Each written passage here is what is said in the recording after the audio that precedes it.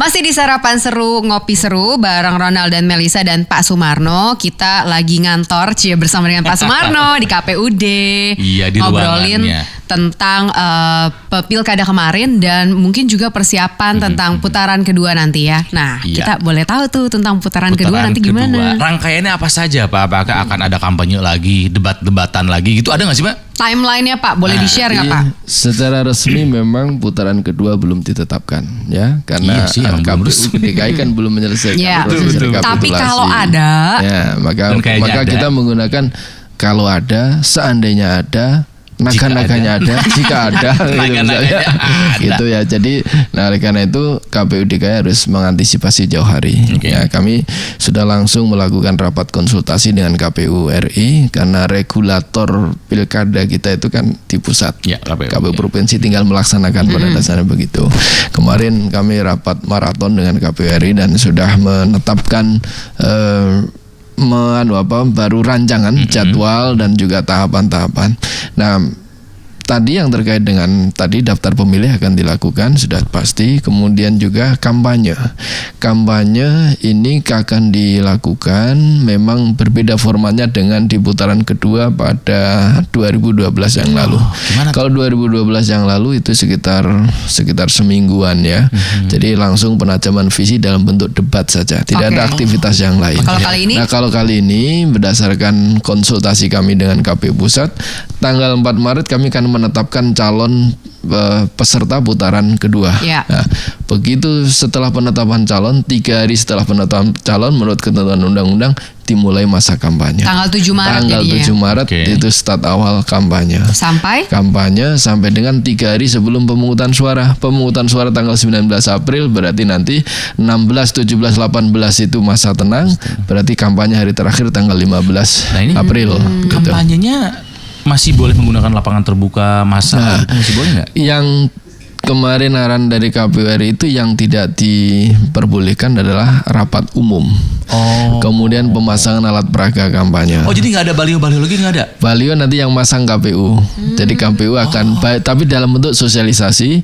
Baliho yang fotonya berdua, pasangan nomor 2 dan pasangan nomor 3, dan kemudian ada pesan ajakan untuk datang ke TPS, gitu ya. That's it, balihonya. Ya, baliho, kemudian juga poster sebagainya. Tapi iklan KPU yang pasangan calon ya? Bukan. Tapi nanti kalau iklan di media cetak elektronik, radio, ada gitu, kita ada Cek FM gitu. Nanti mereka yang mendesain materinya, tapi KPU yang masang gitu. Artinya KPU, jadi yang membiayai KPU semuanya gitu, tapi mereka yang mendesain materinya seperti apa silahkan diserahkan pada para calon gitu.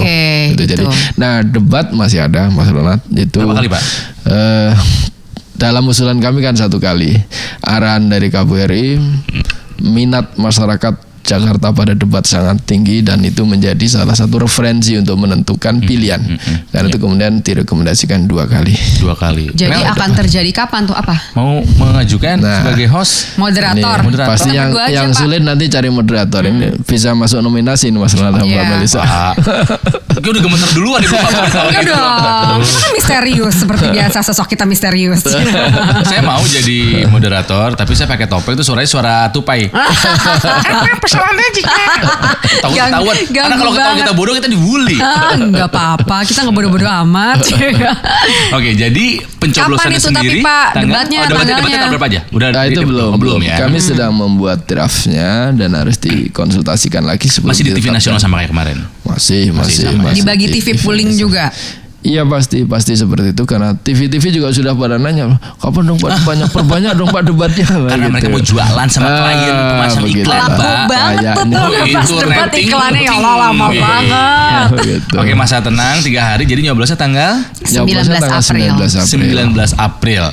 Hutang hitung setelah pencoblosan. Ya, ini semua jadwal kalau nggak ada gugatan ke MK ya. Betul. Kalau ada gugatan ke MK, pencoblosannya bulan Juni.